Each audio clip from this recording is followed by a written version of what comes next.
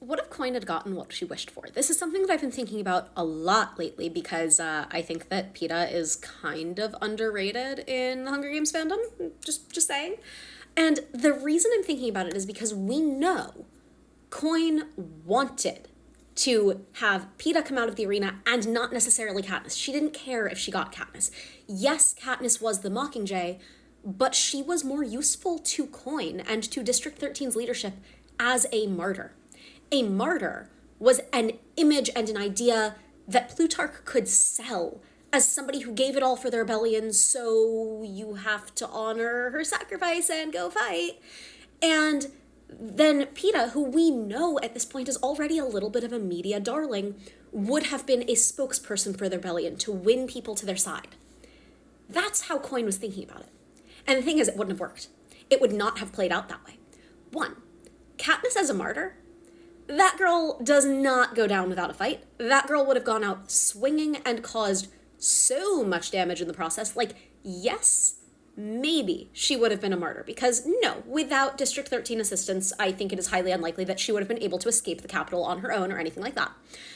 But, like, more than that, I'm sorry, Coin was under the impression that Peeta was going anywhere without Katniss willingly.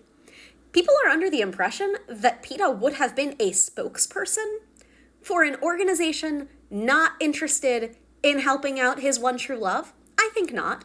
And I think that we have to remember, the reason why Peeta is so good at handling cameras and an audience is because our boy has been performing his whole life. He is a survivor of an abusive household.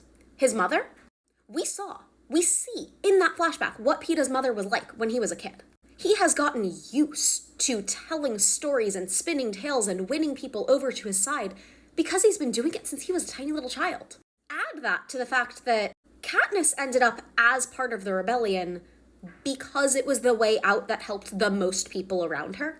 But like, Katniss didn't start the 74th Hunger Games going, yeah, I'm gonna rebel against the system and come out the other side of it and break the system into pieces. No. Girl went in thinking, I can save my sister even if I don't survive the process of trying to do so. Peeta, on the other hand, one, Peeta starts the 74th Hunger Games with really nobody to fight for except for Katniss. He doesn't even think that his own family cares whether or not he comes home. And then, it all comes down to what he tells Katniss on the roof, which is that he doesn't want the games to change him. He doesn't want this structure that they've all been born into to be his reality or anybody else's going forwards. Peeta is thinking shockingly rebellious thoughts very, very early on. He's a merchant's kid. He doesn't really leave District 12. He doesn't go off exploring in the woods or anything like that. He's been playing by the rules this whole time. And all of a sudden, right before the games start, he's not playing by their rules anymore. And then we fast forward to Catching Fire.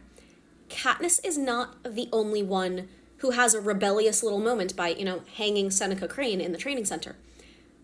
Peeta is the one who is expressly told that what he has done, his internal act of rebellion, that he does not do performatively for Katniss. He does it specifically to rub the game makers' faces in what they have done by perpetuating this hate-filled system.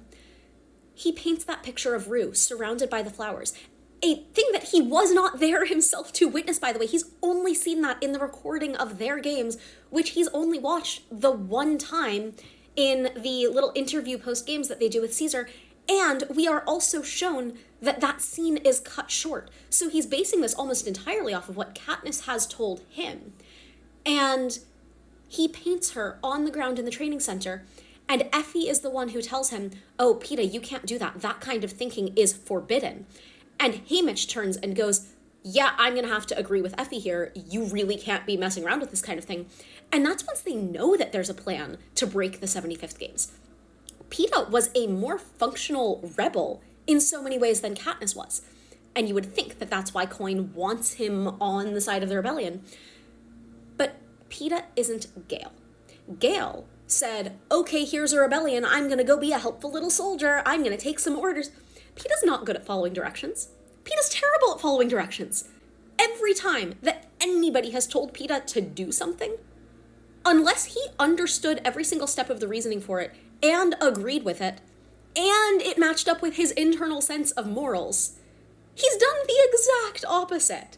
So, like, yeah, I think that if Coin could have successfully convinced Peeta to be a spokesperson for her rebellion, it would have been faster and more successful. But if it involved leaving Katniss behind, absolutely the hell not.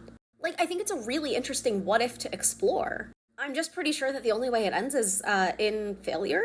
Or at the very least, in Peeta literally leaving District 13 to go get Katniss himself. But either way, I think the story turns out very, very differently, and not the way that Alma Coin would have been looking for.